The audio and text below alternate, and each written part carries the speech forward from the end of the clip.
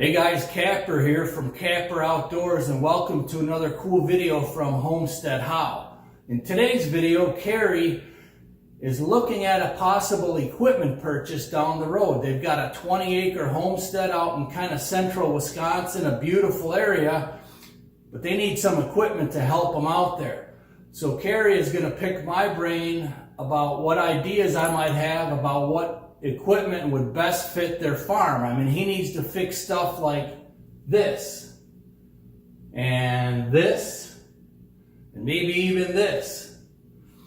So Carrie is going to give us a rundown of his equipment needs, and I'm looking forward to replying with my ideas, and hopefully, fingers crossed, down the road here, they can make an equipment purchase. They want something that can kind of do it all, and of course very reasonably priced. So let's take a look at Carrie's conundrums, if you will, here on their beautiful farm in Wisconsin. And stay tuned. I look forward to my reply to see if we can maybe get them into the right piece of equipment for their homestead. So let's take a look. Thanks. Kapper, thanks so much for the intro, and thank you for helping our homestead out in this decision. To our viewers out there, we're thinking about buying a piece of heavy equipment for our homestead. Our budget is $20,000. We're looking for something used.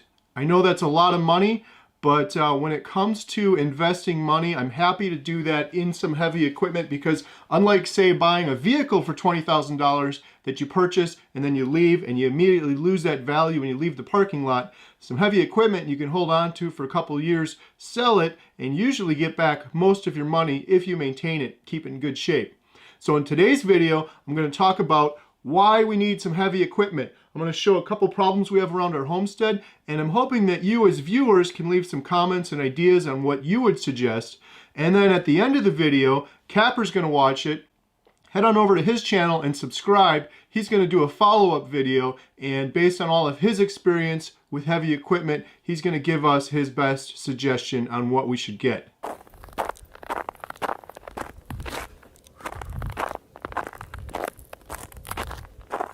Welcome to Homestead How. I'm Carrie, and if you are at all interested in being self-sufficient, growing your own food, making money from your homestead, or just homesteading in general, you've come to the right place. In today's episode, we got some beautiful snow coming down, and I'm doing a video getting prepared for spring. And one of the big plans we have for our homestead is to purchase some heavy equipment. Whether that's a tractor or a bobcat or something else, I'm not quite sure yet. One of my favorite channels to watch is called Kapper Outdoors, and Joe Kapper over there at Kapper Outdoors has all sorts of equipment. Every video he does is some other piece of equipment, and he's much more knowledgeable when it comes to equipment than I am. As I've said many times on our channel, I'm a rookie homesteader. Learn with us. Well, one of the biggest mistakes we made when we first got our homestead was we started going crazy. If you're getting your new homestead, here's one big piece of advice I have for you. Just slow down and make a plan. It was really exciting when we first got here. The first thing we did was built that chicken coop.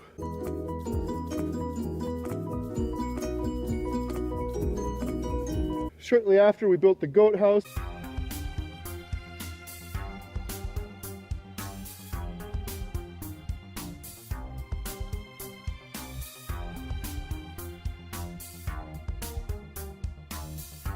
And then the garden, and then the first year it was just one thing after the other. We put in our outdoor wood burner.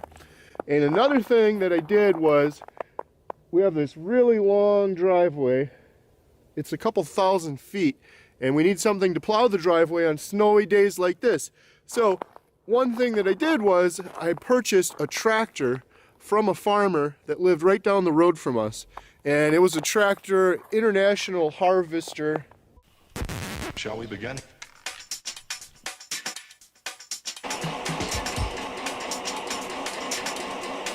Let's begin now. Built in the 1960s. It was a really cool tractor.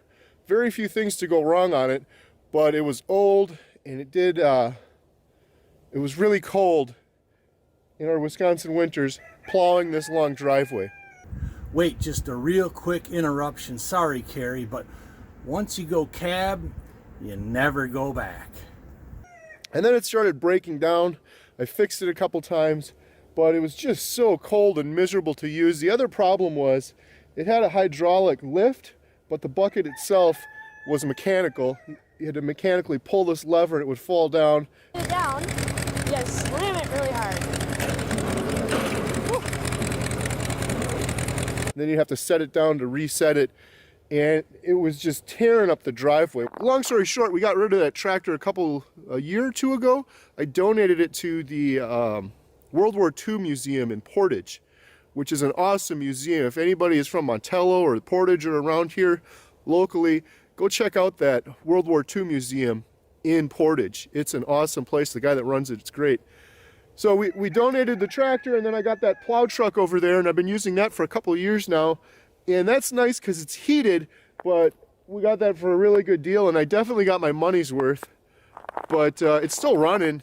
The four-wheel drive doesn't work great, and when the snow gets really thick, it gets stuck. It gets stuck a lot. So I was talking to my friend Joe over at Kapper Outdoors, and I said, listen, Joe, I'm thinking about selling my plow truck, this plow truck right here, and upgrading our homestead. And when things start warming up here, I want to buy a piece of equipment that will replace the plow truck. So the first thing that I need the equipment for is plowing our driveway. We've got this really long driveway. It splits off over here, and then it goes this way, I don't know, almost 2,000 feet. It goes on forever. That's obviously snow from the plow, but if you went underneath this, there's sand and dirt and gravel built up. And that's from the last 3 years or so, probably from improperly plowing and just scraping too much off. We're actually lowering down the driveway. If you came here 4 years ago, the driveway was a lot more level with the grass. Now it's lower down, and we're kicking up a bunch of sand and dirt and gravel. And it's causing a bunch of problems. We're getting ruts, which are kind of hard to see now with the snow, but over there on this side here, there's a rut that just gets really deep, and it fills up with water, and it turns into a small river of water coming from a couple hundred feet that way all the way down here. So that's one thing, is I need something to properly plow this driveway. Now, I really like the plow truck because it's heated, and we get really cold Wisconsin winters here. When I had that tractor, it was not heated. I'm sitting on a little metal tractor, just freezing. So I want to get something that's heated. I know I'm kind of spoiled, but if you had these Wisconsin winters, you'd know what I'm talking about. So that's number one, Joe, is I need something to plow this long driveway. It's also really sandy. So that's number one. Now, number two is we're going to have a bunch of gravel brought in and try to fill this in. We've got a bunch of low spots, and it's just sandy, and we keep getting the ruts. So I need something to help me move that gravel around this first time, but also in the future, because I know what's going to happen. The gravel's going to end up sinking down. We're going to end up having to put more gravel in next year. One of the biggest expenses, I think, with our homestead is maintaining this driveway. So plowing is number one. Two is moving around gravel on the driveway. And then three, we have these huge ruts and we have water issues.